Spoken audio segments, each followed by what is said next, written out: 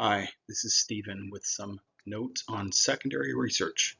What are some of the types and sources of secondary you might be able to use? Secondary information might be found internally, i.e. inside your company. Your current companies and their partners gather lots of data on customers, prospects, store visitors, website visitors, etc. Now, I do have a separate video on that, but if that info isn't enough, secondary can also be found externally. So what are those choices? What different types? And where do you start to look? So let's start here. Look externally. Well, let's start with using your feet and your library. So let's list out 5 or 6 different types of secondary research sources. One is syndicated studies, which includes global reports as a specific subsection. And then news periodicals. Those are easily found in most post-secondary institutions' library, which can be a gold mine for those secondary sources. Then we've got street and other casual sources of secondary research. And then finally, audit data and data appends. And I hope it becomes evident why we're covering those two last. And these are those data sources by type. Take a good look because we're going to deal with syndicated research first. Syndicated reports, as briefly described, would be reports on categories or products, group habits or attitudes such as those of millennials towards mortgages, or it might be a report on the chocolate industry in the Czech Republic. Fees for these reports range from $250, $300 up to $20,000, $25,000 per report.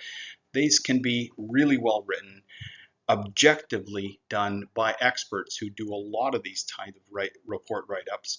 And if you look at Mintel, MarketLine, Passport, Euromonitor, they've got some excellent authors who repeatedly look at a category from big picture to the segments, to the brands, to the product attributes, and the consumer side in a very systematic way.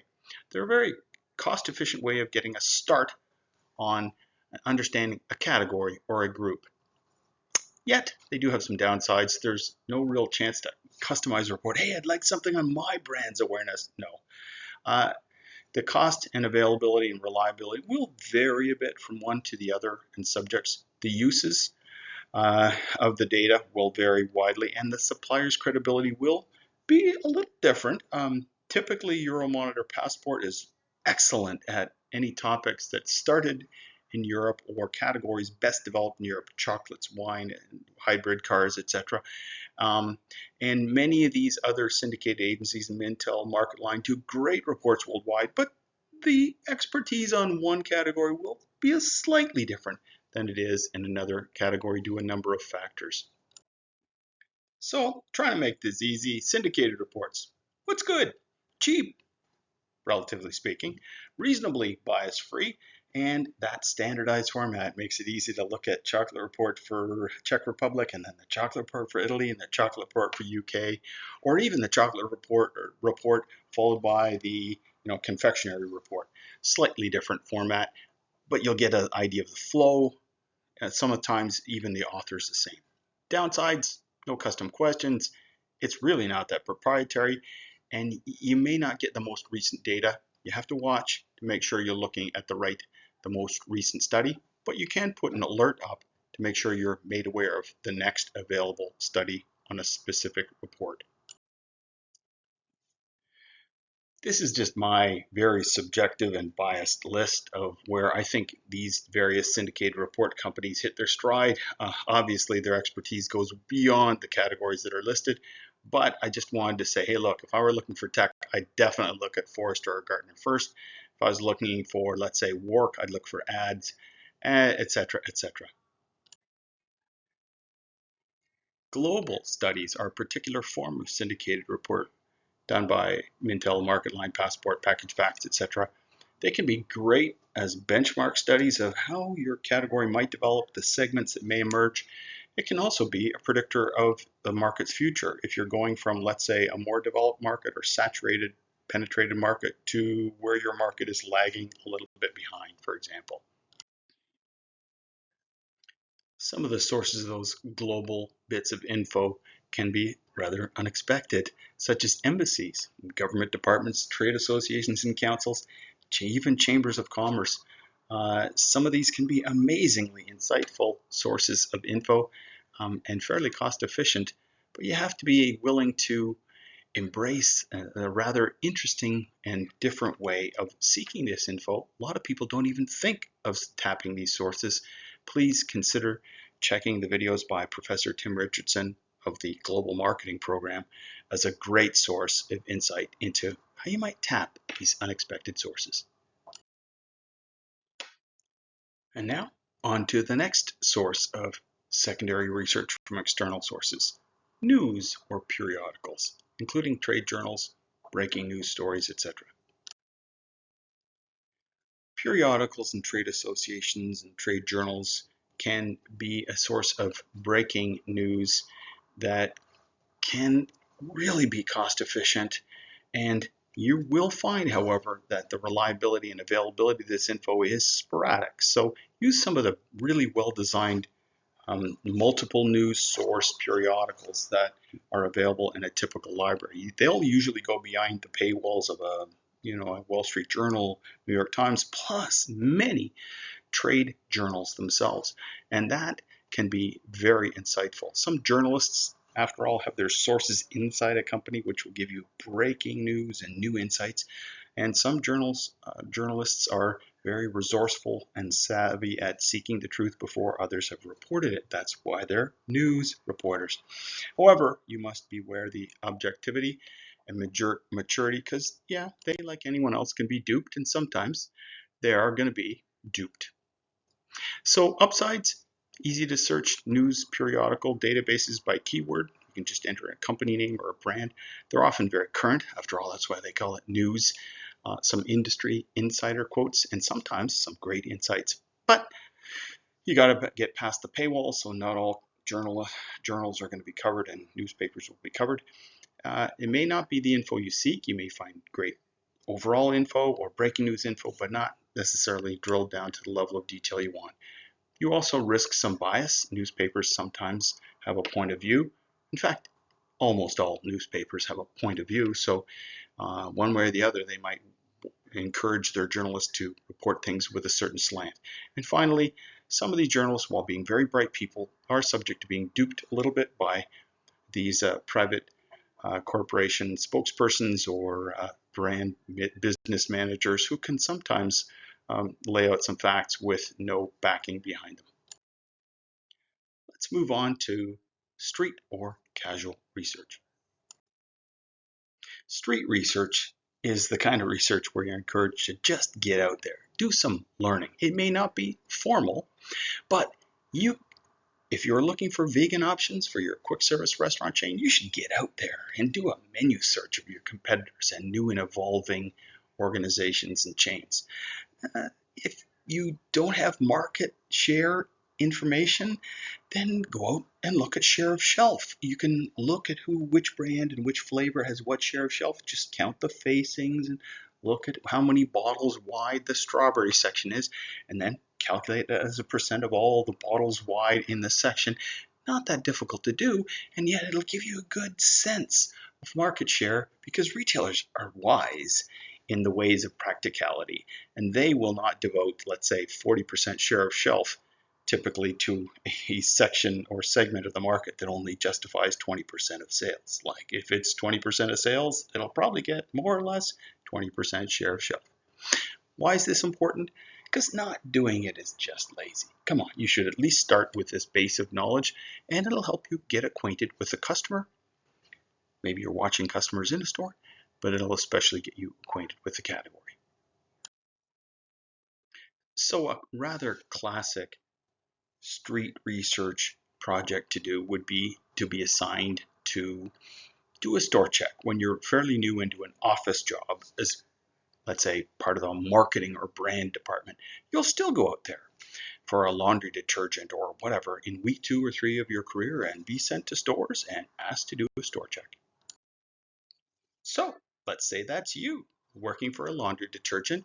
asked to go visit 8 grocery stores, 3 mass merch stores, 3 drugstores, a couple convenience stores or warehouse clubs, and report your findings. So what will you be reporting? What notes are you going to make? Why don't you put this on pause, start to jot down what you would be making note of from your observations in those stores as part of street research, a store check. So, what list of notes or note topics did you have for your store check? Well, here's a few that I personally have done continuously over the past several decades. When I go into a store, I typically look at whether it's busy or not, and clean or not, and how it's laid out. I look at the category. Let's say it's jam. Then I'll look at where it's located in the store, which section of the store, center, perimeter, etc. How many footage devoted, how many feet are devoted to it, and any secondary locations. Is there mint jelly on top of the freezer cabinet where they have lamb? Is there blueberry jam next to the waffles section? Right? Is it an A or B store? Are there any infringements on the section? There's a big fire escape or fire pole and a support beam in the middle of the section that kind of interrupts the flow of the actual section.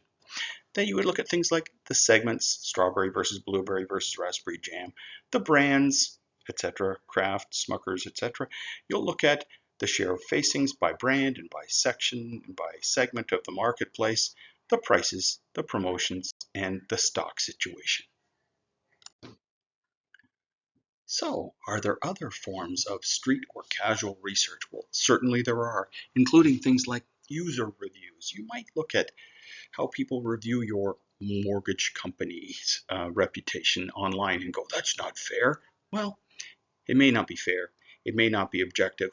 It may be very biased. It may even be bots infecting these particular review columns, but you probably should look because it may alert you to certain attributes and certain perceived biases in the marketplace and competitor planting information. Who knows? But at the very least, you should check out these types of informal and admittedly biased review sections so that you get an idea of what the haters are saying. And now we move on to the last 2 forms of external secondary research: audit data and data appends. Why are we covering these last?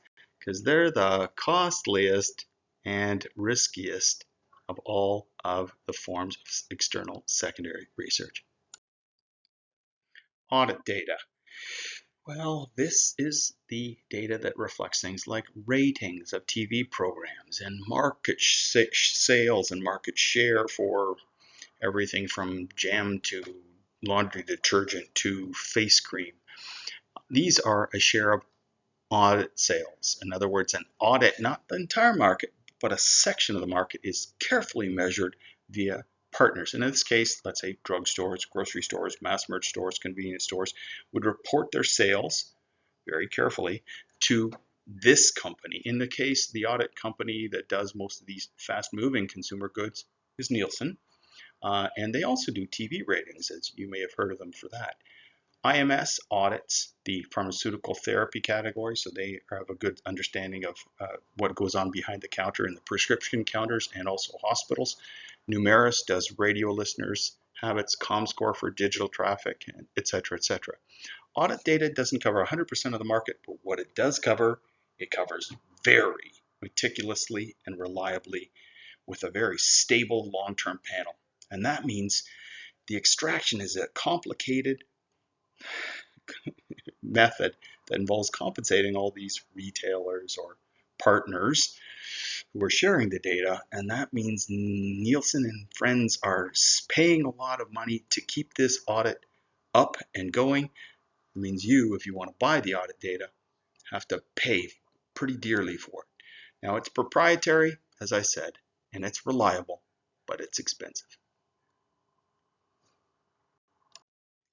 And there you go. The upsides of audit data: it's accurate, consistently done, and it's really credible. When you bring a market share data piece back to a retailer or a new channel partner and it says Nielsen on the top, they believe you, and they should. The downsides, as I said, it's costly. It's a monopoly type structure, so you won't be able to negotiate your price. You probably are going to pay what they ask, because what other option do you have? And finally, the coverage factor. So what percentage of skin cream does the audit channel actually cover? And that's kind of hard sometimes to get a handle on, depending on how much share of sales goes what we call outside the audit through flea markets and resellers and unusual boutique distributors of one kind or another. So, as I said, costly and risky for these last two forms of external secondary data if you're not in a position to buy audit data, especially if you're a small firm on a lean resource basis. That's understandable. But consider a proxy if you can't get there, such as street research to find share of shelf at a number of different outlets and a number of different channels of distribution, such as do a bunch of mass merch stores, do a bunch of drugstores, do a bunch of grocery stores, do urban stores, suburban and rural, and you'll probably get a sense of the market share of the different players from that way. You can also do casual research. You can have a conversation with a retail buyer if you happen to know somebody or know somebody who knows somebody, and they'll probably hint you into, if we're very generous, who's the leading brand, number two, number three, or approximately what share of the laundry detergent market is cold water versus hot, etc. And finally, you can look in syndicated reports. They do have some market share info. It's not typically, usually, even remotely as accurate as Nielsen data or other audit company data, but on the other hand, it's nothing like as expensive as that. Okay, on to the last form of secondary external research. These are data appends, and I'm covering it last because it's definitely the riskiest. While audit data is the costliest and therefore risky to your career if you blow a lot of money on it and your boss hasn't agreed to that, then data appends are the riskiest from the standpoint of data permission. Okay, so you're buying data depth on part of your file. You take your individual customers and you add other data through permission approved partners to bolt on more data. Understand what I'm saying? You're appending more data onto your file by individual customer. Who are the suppliers of this? Axiom, Experian, TransUnion, Loyalty Management Group, and even some retail retention partners might be willing to do this, or Aeroplan, etc. Credit cards also. Now, do they have your permission to share data? Yes and no. You need to check into that. And then what will typically happen is they will allow you the data in a blinded format. In other words, the identity will be removed, but otherwise the data is all summed up. We call this blinded matching because your coded individual data is appended with this data providers added info about their credit card history and whether they own a house or rent and how many vacations they've taken, how many flights they've taken, etc., etc., etc. Now you sync that up, you remove the actual identity of the customer in question, so its data is anonymized in an aggregated file, and now you can use that data to do modeling and segment analysis and other further insights about groups of customers, not individual customers, because that data has been de-identified. But it can still be really meaningful to know that your segment of customers, those are their other behaviors outside of my category or my brand. So beware the legal, regulatory, and ethical aspects of dealing with data appends, and only work with trusted partners and stay well aware of all the latest legislation on this hot, risky topic. Before we leave data appends, I'm just going to bring you up to date on one form of data append that's particularly common, psychographics. And that's where we add the shared lifestyle and values of a market segment. Life stage, priorities, what they're spending their time on. These get modeled into, for example, neighborhoods of typical behaviors. And you have a very aspirational, ego-driven neighborhood. You have a bohemian counterculture, brand-hating neighborhood. You have a soccer parent, kind of commuter, busy lifestyle, stage of life neighborhood. And these neighborhoods are modeled out in terms of life stages and values and spending by companies such as Bell's Environics Analytics Lab, who do a great job of modeling all the neighborhoods in Canada. And you'll get a better picture of the kinds of places your customers live, what kind of other things might be important? What else is going on in their life? And if you do append your data with psychographics through a trusted partner based on permission, you might find it really helpful for things like marketing communications, thinking about the tone of a message or even a contest, promotions that you might want to use, what's a prize they'd be interested in, etc. For things like locating a car dealership or a retail bank. Obviously, a Mini would sell well in a very different neighborhood than a minivan. And that's an example right now, even though they might be the same income, they're definitely going to have a different life stage and values appeal. So think of some relatives and friends in neighborhoods, enter their postal code on Prism's free tool on their website, and take a look at the neighborhood profile it gives you and just think about, wouldn't that be cool to have that extra information and insight into the psychographics of my customers by segment? That's all, folks. I hope this helps you think about the various array of secondary research types you have to potentially tap into. They're all external, not inside your company, they're out, but they're all slightly different with different strengths. And in your career, I hope you have a chance to tap into several of them.